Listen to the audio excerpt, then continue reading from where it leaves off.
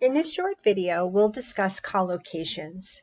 And understanding collocations and learning them over time can help you communicate in English more naturally. So let's start with words and groups of words. So some words just go together and some words don't.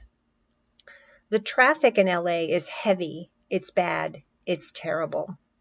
So those adjectives in green are very common for describing the traffic in LA. It makes sense when you hear them. The traffic in LA is hard, it's difficult. Now, these adjectives in red are not adjectives we use to describe traffic in LA. And why is that? We just don't. I want my drink ice cold. I want my drink snow cold.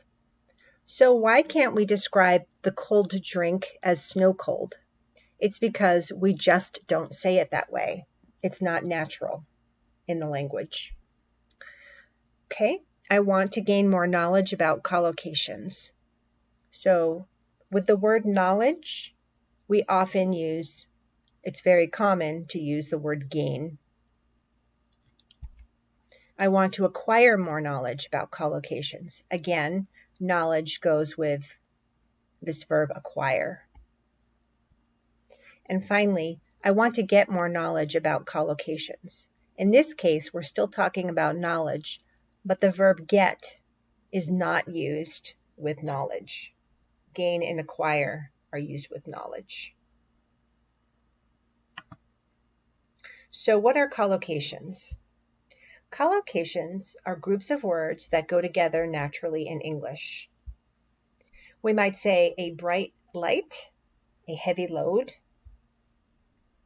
and sometimes the connections between the word partners and their meanings is surprising. We might say, he is a bright child, meaning he's very smart. Or we might say, I have a heavy heart, which means I am sad. So why should we learn collocations? Well, collocations are everywhere in English, and knowing them will help you to communicate in a more natural way. It's also important to build up your knowledge of collocations one at a time. So collocations are also very important if you want to learn how to use prepositions carefully. Prepositions usually have very few rules to follow, so learning collocations will make using word plus preposition combinations easier. Here's a list of some very common word plus preposition combinations. So cause of. What was the cause of the fire?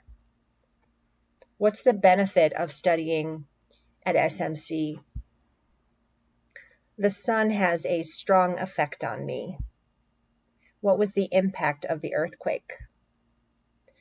There are many consequences of eating fast food.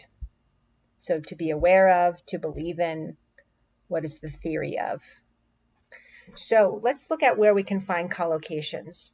What you see up here on the screen is a sample from the Longman Dictionary of Contemporary English. So it's a website where you can just search for words and find definitions. But it also gives you, if you look under the definitions, it gives you collocations. So words that commonly go with the word you're looking for. So in this example on the right, I looked up the word effect. And it gives me some phrases where effect is very common, and the words actually that are common to go with it. So to have an effect on something or somebody is common. Eating junk food will eventually have a negative effect on people. Down here, feel an effect means to notice something. So small companies will feel the effect of the recession first. Recession is a poor economy. Okay, so if we kind of combine these things, we can say, this should say I, not it. So I can feel the effect of the sun on me. I can feel the effect of the sun on something, on me. Okay, this is another website where you can find collocations. It's called the OSDIC Collocations Dictionary, and there's the link. I searched up top for the word economy, which is a noun, and which means the operation of a country's money supply. And this dictionary gives me adjectives that commonly go and describe the word economy.